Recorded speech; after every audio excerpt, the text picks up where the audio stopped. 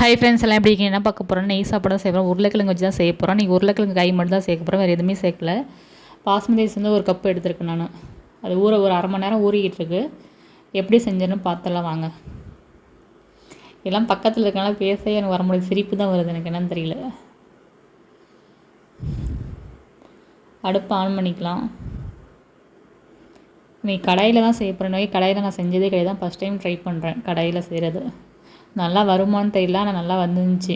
சாப்பாடெல்லாம் நல்லா வெந்துருந்துச்சு, சூப்பராக வந்துருந்துச்சு. நமக்கு எந்த அளவுக்கு நெய் தேவையோ அந்தளவுக்கு சேர்த்துக்கலாம். நெய் அதிகமாக சேர்த்தாலும் நமக்கு வந்து திகட்டுற மாட்டாக இருக்கும். அதனால் நம்ம தேவையான அளவுன்னு சேர்த்துக்கலாம். அதோட நம்ம நெய் மட்டும் சேர்க்க முடியாது, ஆயிலும் சேர்த்துக்கணும். ஆயிலும் சேர்த்துருக்கேன். ஆயில் சேர்த்து பட்டை, கிராம்பு, இதெல்லாம் பட்டை வகைகள்லாம் சேர்த்துக்கலாம்.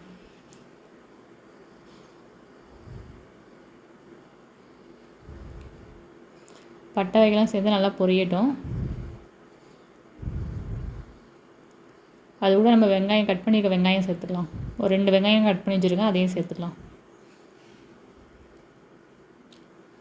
வேறு நம்ம எந்த காயுமே சேர்க்கல, உருளைக்கிழங்கு வச்சு தான் செய்ய போகிறோம்.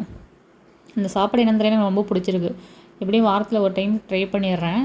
சரி, நீங்கள் உருளைக்கிழங்கு மட்டும் தான் வச்சு ட்ரை பண்ணுறேன், அதனால் இந்த வீடியோ போடலாம்னு சொல்லிட்டு தான் அந்த வீடியோ போடுறேன். இதோட இந்த சாப்பாடு செஞ்சு நம்ம சிக்கன் கிரேவி இதெல்லாம் வச்சு சாப்பிட்டோன்னா செம்ம டேஸ்ட்டாக இருக்கும். இது கூட நீங்கள் அப்பளம் வச்சு தான் சாப்பிட போகிறோம், வேறு எதுவும் செய்யலை. வெங்காயம் வதங்கிட்டு இருக்க முடியாது, 2 பச்சை மிளகா சேர்த்துக்கலாம். இதான் காரத்துக்கு இந்த பச்சை மிளகா மட்டும் தான், வேறு எந்த மசாலாவும் சேர்க்கவே இல்லை.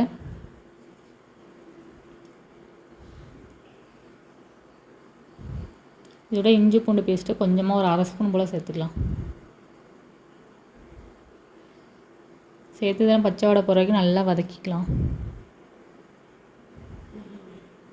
ஃபஸ்ட் டைம் கடாயில் ட்ரை பண்ணாலும் தம் போட்டால் வெந்துருமோ வேகாதுன்னு ஒரு டவுட்லேயே தான் இருந்தேன். ஆனால் சாப்பாடெலாம் சூப்பராக வெந்துருந்துச்சு. சாப்பாடு டேஸ்ட்டு செம்மையாக இருந்துச்சு.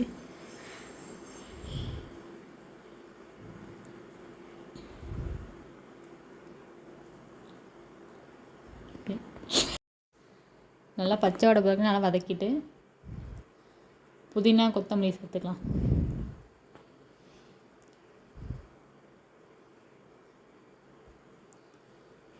புதினா கொத்தமல்லி சேர்த்து நல்லா பச்சை வடை பிறகு நல்லா வதக்கிக்கலாம்.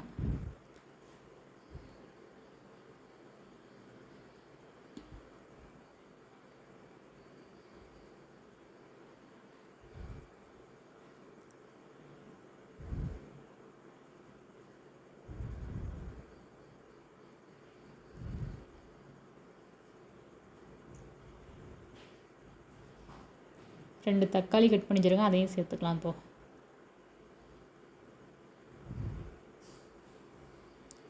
தக்காளி இந்த சாப்பாடு அதிகமாகவும் சேர்க்கக்கூடாது, கரெக்டாக தான் சேர்க்கணும். அதோடைய கலர் சேஞ்ச் ஆகிரும். அதனால் நம்ம ஒயிட் கலரில் மட்டும் இருக்கிறனால தக்காளி அதிகம் சேர்க்கக்கூடாது. தேங்காய் பால் சேர்த்து செஞ்சுருக்கலாம், அது ஒரு சோம்பேறி. தேங்காய் பால் எடுத்து உரித்து அதை வந்து அரைச்சி செய்கிறதுக்கு ஒரு சோம்பேறி பட்டுட்டு சும்மா நார்மலாக தண்ணி மட்டும் சேர்த்துக்கலாம். அதே டேஸ்ட்டாக தான் இருக்கும் தேங்காய் பால் சேர்க்காமையே. தேவையான அளவு உப்பு சேர்த்துக்கலாம்.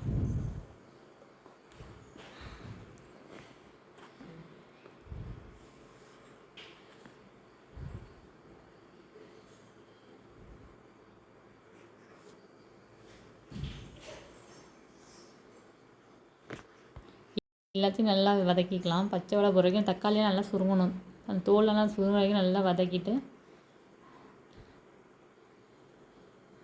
நான் அடுப்பை சிம்மில் வைக்கிறதுக்கு அடுப்பை ஆஃப் பண்ணிட்டேன்.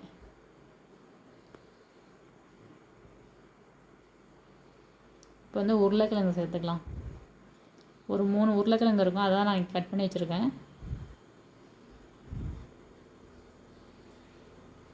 உருளைக்கிழங்கு மட்டும் செஞ்சதுனால இந்த டேஸ்ட் நல்லாயிருக்கும். உருளைக்கிழங்கு பிடிக்காத ஆளே கிடையாது, ஒரு சின்னவங்கலேருந்து பெரியவங்க வரைக்கும் விரும்பி சாப்பிடுவாங்க உருளைக்கிழங்குனா.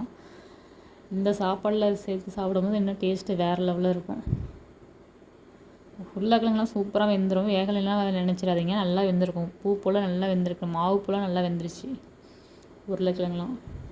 உருளைக்கிழங்கு சேர்த்து ஒரு 2 நிமிஷம் நல்லா மூடி போட்டு மூடிடலாம், கொஞ்சம் நேரம் நல்லா வேகட்டும்.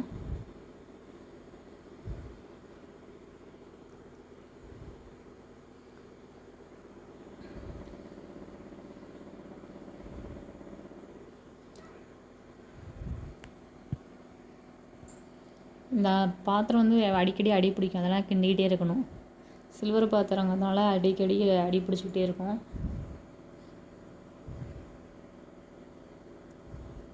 இந்த கப்பாடி 1 கப்பு தான் ரைஸ் எடுத்துருக்கேன். 2 கப்பு தண்ணி சேர்த்துக்கலாம்.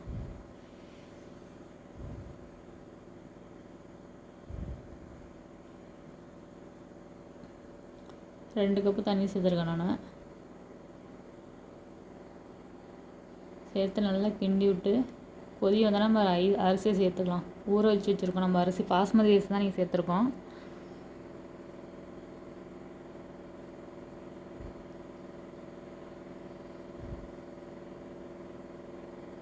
உண்மையில் பயத்தோடு தான் செஞ்சுட்டு இருந்தேன். நல்லா வரும்னு தெரில, கடையில் வேறு செய்கிறோம், வேகாதோ அப்படின்னு நினச்சிட்டே இருந்தேன். ஆனால் தண்ணி கொக்கவும் இல்லை, நல்லா சூப்பராக வெந்துருந்துச்சு. நம்ம பூ போல் உதிரியாக வந்துருந்துச்சு. நல்லா இருந்துச்சு சாப்பாடு, சாப்பிட்றதுக்கு நல்லா இருந்துச்சு.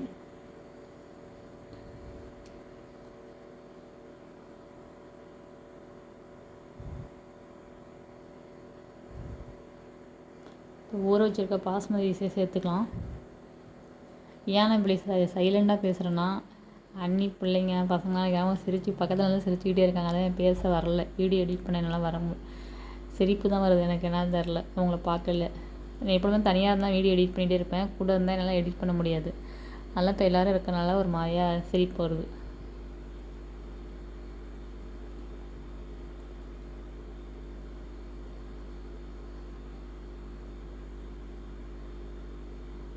நல்லா கிண்டி விட்டு உப்பு காரம் எல்லாம் கரெக்டாக இருக்கான்னு பார்க்கலாம். இப்போ காரம் பார்க்க முடியாது, சாரி. உப்பு கரெக்டாக இருக்கான்னு பார்க்கலாம். எப்படி பழக்க தோசையில் எப்பவும் உப்பு கரெக்டு காரங்க அப்படின்னு சொல்லும் போது காரம்னு சொல்லிட்டேன். இதில் வந்து காரம் இருக்காது. ஏன்னா 2 பச்சை மிளகா நம்ம சேர்த்துருக்கோம். ஒரு 5 நிமிஷம் கழிச்சு இப்போ வந்து பார்த்தா இந்த அளவுக்கு வெந்திருக்கு சாப்பாடு. இப்போ வந்து தம் போட்ட வேண்டியதான். நல்லா கிண்டி விட்டு தம் போட வேண்டியதான். இப்போ எனக்கு நம்பிக்கை வந்துருந்துச்சு. சாப்பாடை பார்த்தோன்னே பரவாயில்ல, தம் போட்டால் கரெக்டாக ஆயிரும் அப்படின்னு பயத்தோடு தான் இருந்தேன். சாப்பாடு அதிகமாகிருமோ, தம் போட முடியாதுன்னு நினச்சிட்டு இருந்தேன். ஆனால் கரெக்டாக ஆயிடுச்சு.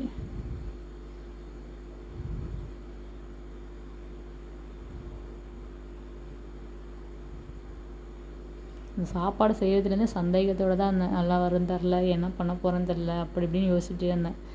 ஆனால் நினச்சது எதிர்பார்க்கவே இல்லை இந்த அளவுக்கு நல்லா வரும்னு சொல்லிட்டு.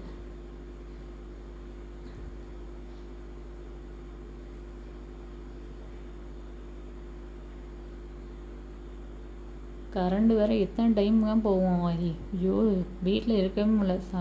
கரண்டு எப்படியும் ஒரு நாளைக்கு 100 தடவைனாலும் கரண்டு போகும் மேக்ஸிமம். வந்துட்டு போகுது. மேலாப்பிலோட கொத்தமல்லி தூவி தம் போட வேண்டியதான். ஃபஸ்ட்டு மூடி வந்து இப்படி தான் மூடி இருந்தேன். அதுக்கப்புறம் உள்ள ஆவியெலாம் வெளில வர மாட்டேன்ச்சு. அப்புறம் தட்டை திருப்பி வச்சு இப்படி தம் போட்டுட்டேன் நான். உங்களுக்கு திறந்து பார்க்கும்போது தட்டு இப்படி தான் இருக்கும். ஏற்கனவே ஒரு டைம் கிண்டி விட்டுட்டு நான் தட்டை இப்படி வச்சு மூடியாச்சு.